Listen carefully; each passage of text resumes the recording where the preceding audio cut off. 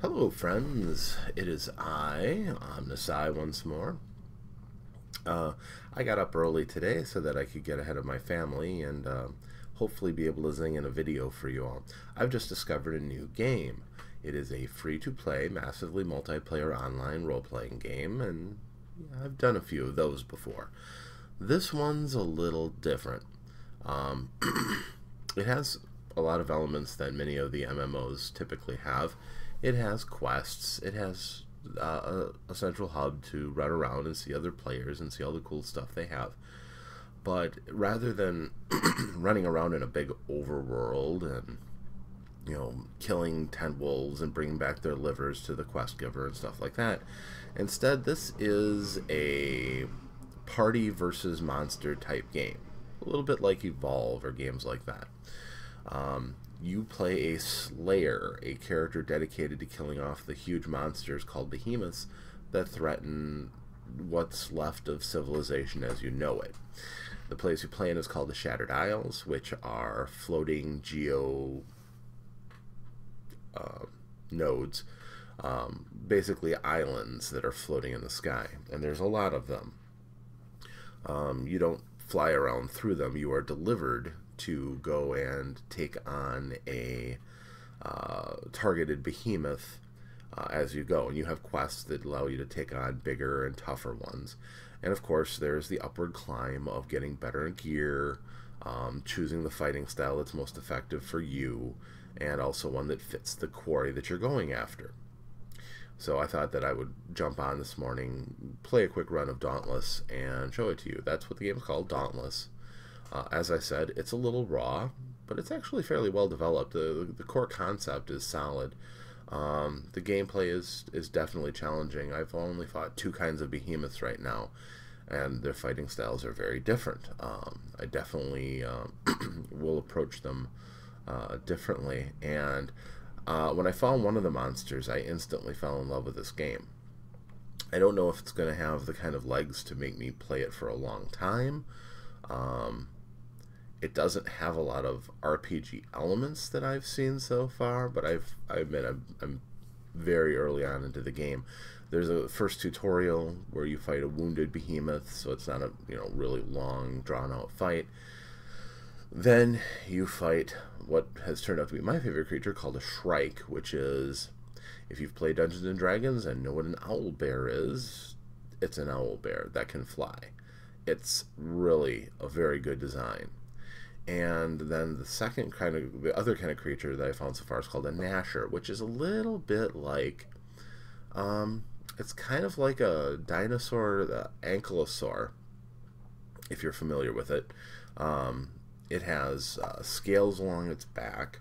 It's got a long, almost a badger-like, or not even a badger, more like a platypus-like tail, but it's got plates over it that make it sharp and heavy, and it uses that thing as an attack, either by springing forward and slamming it or just swinging its backside around. It really doesn't use its claws or its mouth. It looks more herbivorous, but it's clearly dangerous. It can flatten you if you're not paying attention. It's the first you get to learning how to divine its attacks and work with a flow in the game, and like many of these games, it's a boss battle. It's an extended boss battle. First you have to track down the monster. You have to go around through the isle to find it, and you can go and form a hunting raid of up to 4 people. So far that's with all the mechanics I've seen. You could spread out, try to find the monster quicker. There are flares that you can send up when you've spotted the monster that you can get. It's got a lot of good elements. I'm going to just try to play it real quick and let you see this game, if I can. See what we can do.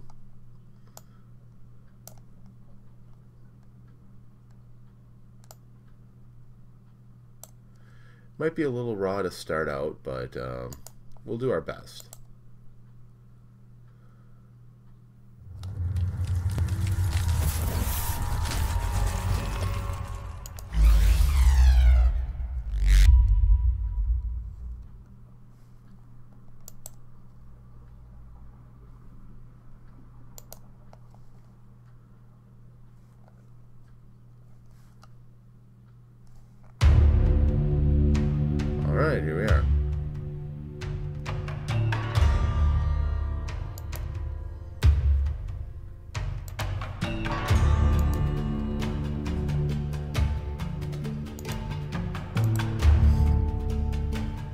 Now this is a beta game, of course. I've found some relatively minor glitching already. It auto signs in once you get past the auto loader, which is nice. I hate having to put in my password and stuff twice. Also, you only have one character. You don't make up a stable of alts, so there's no worrying about having to do the same tasks over and over again, more so than you already do. Now, this is my character. You start out with a basic, very simple aesthetic, and you can change your loadouts. Now, your armor has got 5 spots. You've got a lantern, which is basically like your radio and all switch used together. Ether, which is the power of the game. Monsters have great sums of etherite, which is basically leeching off the magic of the world, effectively. And you're killing them to release that and also cut down the damage they can do. Then you've got a chest armor. I've crafted this cloak. The vanilla armor that I had was pretty generic. Basically your tunic and sleeved undershirt. So this cloak that I have, most of your upgrades and armor come from bits and pieces of the monsters that you fight and kill. So for example, the boots that I have and the cloak that I have are from a Nasher. I took their hide and I brought it to the armor smith and we made armor out of it. You can transmogrify it if you've played MMOs. You can make it look like something else that you liked better. You can dye it. Color-wise, you can change colors.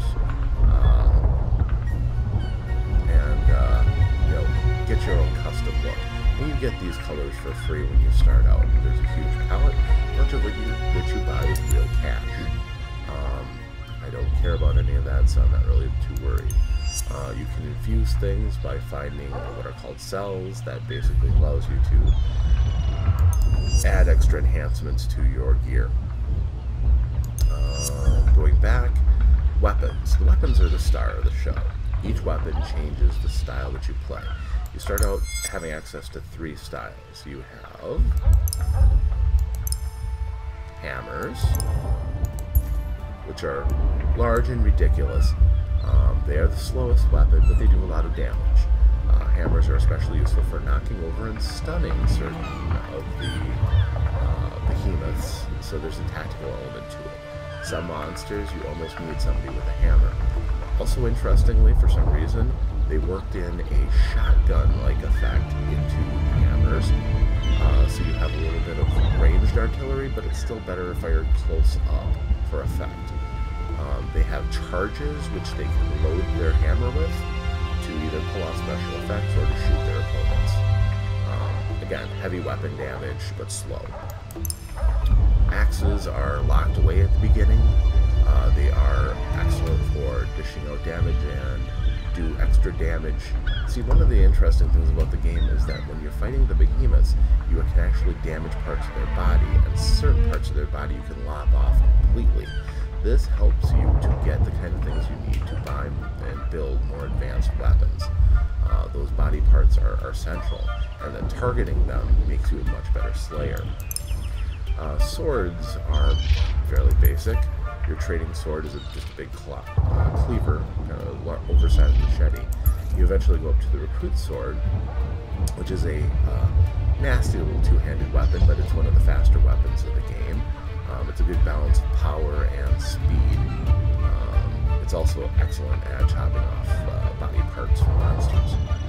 I have upgraded to the Nash Saber, which is made from body parts from a Nasher, and it's upgraded over my recruit sword or my training sword. You can also enhance them. I have enhanced my Nash Saber a little bit to do more damage, but there's more that I can do. When you enhance them, it increases your static effects. It also does more damage. Also, you have chain blades. These are so popular, but you can forge a set fairly early on. They are basically like a pick crossed with a martial art kama. The kind of small sickle-like weapons. These are more about the stabby though. The blades are a little understated in some of these models. The Nash blades that I made, again, made out of a Nasher, are a bit more pick-like, but again, they do more damage than the other ones do. So as you go up, you get better and better weapons. You can do more damage. The chain blades are very fast. Their basic attacks are fairly close range, but it allows you a great deal of mobility. Generally, they don't do as much damage as the other types of weapons, however. The final type of weapon is a war pike. And I love pikes, generally, but it's locked away at the moment. You have to go a little bit further, build up favor with the armor master, and then they eventually will let you unlock these weapons. The war pike is a team weapon, more so than something you use to go out and fight by yourself. It opens up weaknesses on the enemies that your allies can then exploit. Doing more damage to the body part you're attacking will allow you to chop off body parts faster and take down the monster. Now, lest you think this is just, oh, gar hunting for the sake of hunting. Again, it's made out pretty clear that these creatures are a threat to your people, your lifestyle, and that this whole cast of slayers are created as a reaction to this to try to keep your people alive. So I wouldn't feel too terribly bad about the behemoths. Most of them are they're pretty awful monsters. You get to see wildlife as giant, well, not even giant, as rams, goats, dancing around the hillside. These things are much bigger and would be a threat to any ecosystem, especially since those ecosystems are already fairly small given the size of these islands. These things wouldn't be able to survive on that at all and would cause a great deal of problems. So I'm going to be using the Gnash Blades as my weapon, so I can show you what that's all like. 160 points in attack, 129 resistance is considerably better than a starting character, but nothing too drastic. There's different things that you can work on, but your signal flare is an important part of the game. It's like a firework that you use to send up a signal when your group gets together. When you find the thing, it's always a good idea to get everybody else in as fast as you can. You do have a duration on the length of your hunt. It's only half an hour. And if you're running around looking for monsters, that can be a real problem, especially after you've beaten up monsters and they show the signs of how badly you've been beating on them. Eventually, they just get tired of that and flee, which is also a nice bit of intelligence they give to the monsters. If they flee, you have to go track them down again. Generally, you have a sense of where they went. For example, the Shrike flies in a straight line, and you can follow it. The Gnasher burrows into the ground, and that makes the hunt a lot more difficult. But I digress. Let's go get the monster. There's a couple different activities you can get. The patrol allows you to fight a behemoth and get a bonus Arcanite, which is what you use to upgrade your weapons. Pursuit lets you hunt a specific behemoth, so if you're looking to create new weapons and armor, you can go after types of behemoths that you fought before. In this case, I can only fight Gnashers. Quest, though, is to move the storyline along. I am trying to save cartographer Gaius Copperwheel, the most renowned map maker, because for some reason the islands are shifting around, and that's got people worried. But fortunately, the best cartographer is being pinned down by a Shrike, so I'm going to go try to help him out. When you start a hunt, it takes you into a preparatory scene on the bridge of this airship. Anybody who's doing this quest can jump in with you. But I don't want anybody else with me on this one. I want to do this one by myself, so I quickly readied, and unless somebody else jumps in right away, I'm going to get to solo this creature. Anybody who sees the quest can jump in, so you can have a solo mission, or you can sit around and wait, and you can have up to 4 people. That drastically changes the mechanics of the game. Having more people does make it easier. I suspect it also makes the monster tougher, though. But yeah, let me show you. Here I am. I'm here on this island that I know has this Shrike and Gaius Copperwheel on it. Now the island is pretty decent sized. It's as large as zones are in some worlds. There's a smattering of resource collection. you can sprint, which is nice. Cover the ground. And if it's a little spotty, well, there's a reason for that. Again, it's in beta, so it's not completely optimized. Now, your character doesn't take falling damage that I've seen, maybe from truly tremendous falls, but I haven't seen that yet. Part of the game is looking out for resources, like these mushrooms are used to make potions, of which I need to get some more, honestly. But I've been mostly concentrating on the action of the game. And most of those potions and things are out of the way.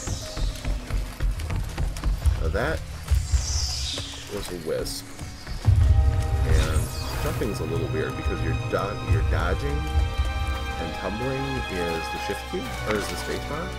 Your jumping is the F key, which is something I'm not familiar with, but we'll get there. Now if you get those wisps, you get a speed boost. That is basically raw etherite just floating around for you to get. Another thing that's interesting on these worlds is a lot of them have these giant harpoons, which I'm guessing are the weapons that ships use to fight the behemoths. Travel between the places is mostly by airship, as you saw me arrive. There is a lot of diversity in these islands. You get swamps, you have, there's the rams running around. There's a variety, but what you want to do is keep an eye out for any signs that this creature is out and about. I want to get up there. Also, another interesting thing, your jumping is pretty low-key. You can climb, which is nice. Something over there. There we go. Good stuff I wanted to collect. Collecting is useful to do when you're soloing because you're not holding up anybody else's timetable. Usually when I've raided with people, everybody is interested in going after the monsters first and foremost without worrying about collecting anything. There! Oh, you're a big boy, aren't you? That's the fright. Drop it out. Oof. And yes, he has air elemental powers, including sending out those hurricanes.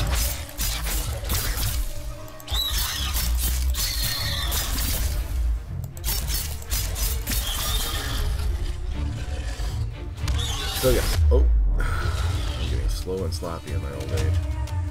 I should never do that.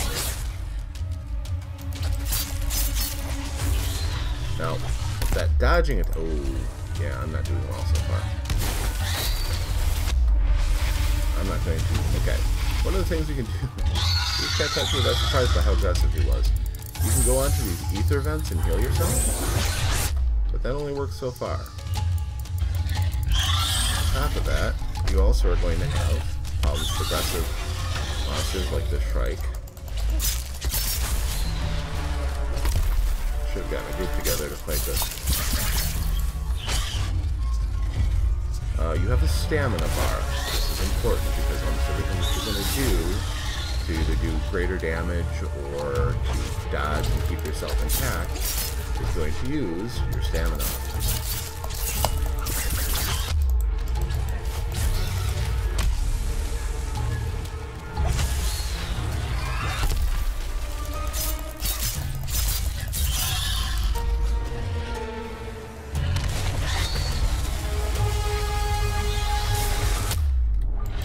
I also believe that the aetheryte wells are finite. You can drain them completely, I believe.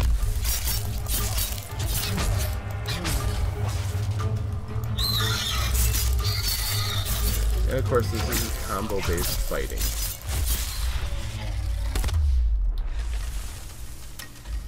Now, I have to go find this ether well and really suck up some healing because I got mauled.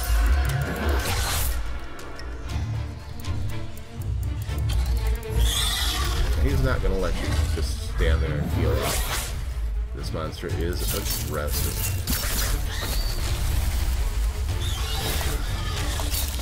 Listen up. This is important.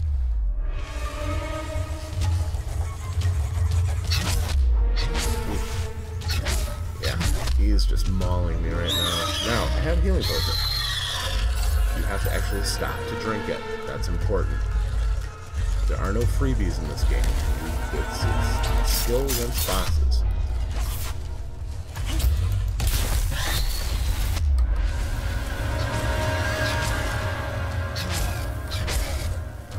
The chain blade has about as close as most of these weapons get to having a ranged attack. With its heavy attack, he sends out his blade to go and fight for you. Obviously, since this thing is a dangerous attacker, you really have to judge. Oh, that was bad. And this Manolo is exhausted. So, I'm going to run this down for just a second. Drink a healing potion. This hasn't been going so well. But notice how it looks a little roughed up. It's telling me I'm doing a fairly decent job of hurting it. And the important thing about dodging is an important strategy because you can fly. You can go through their attacks, which puts you at a good position to continue attacking them.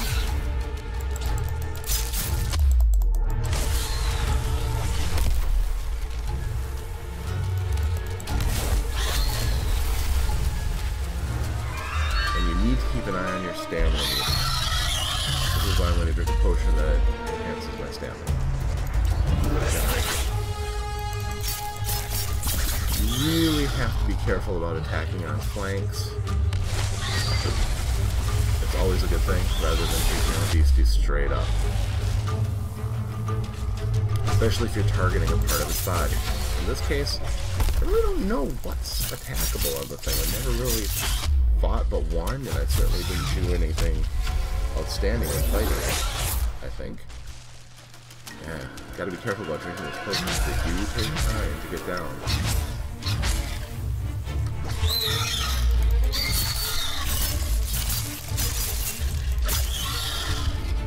Also, you have combos.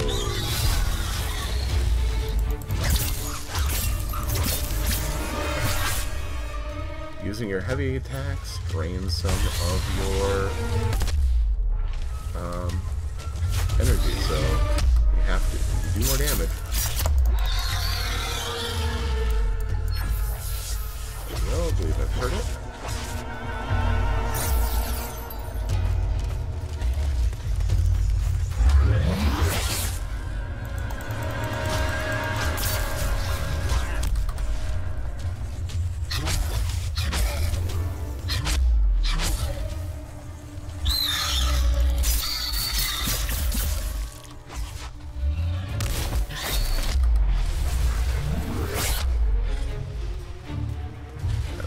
Not been going well.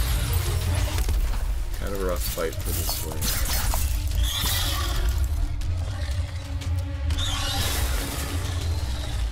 But you can see the difficulties with a mobile opponent like this.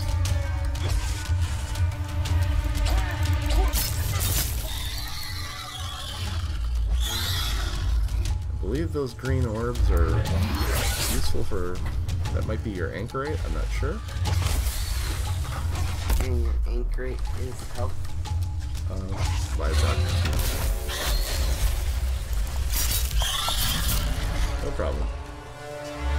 Not doing very well against this fight. It is a tough opponent for one person. Its mobility is really what gives it difficulty.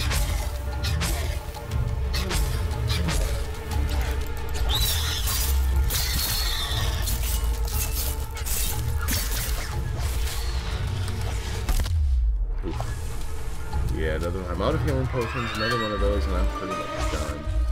I don't know how badly it's banged up, but I'm wagering it's not too bad.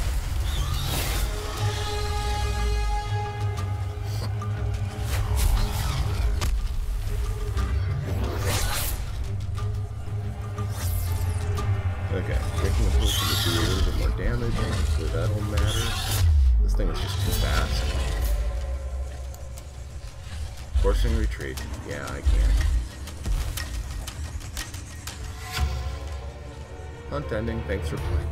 It was a good match. I'll give it a good rating. I was terrible at it. But that is the kind of fighting that you will see in this game. Hopefully later on I'll be able to get into a group or something and do a bit better. But as you can see, that fight was kind of terrifying, and I got a lot to learn. I got more resources I have to gather. But that was my foray into Dauntless. Hopefully what you saw kind of excited you, and you'll maybe try it out. It's free to play, and the more people that play and try it out and give them feedback on how their game can be improved. I know they're working on more weapons. I heard they're working on a ranged weapon next. Got a lot of potential, and it's certainly something different than the same old in the massively multiplayer online genre. So this is OmnusI thanking you for joining me today, and I will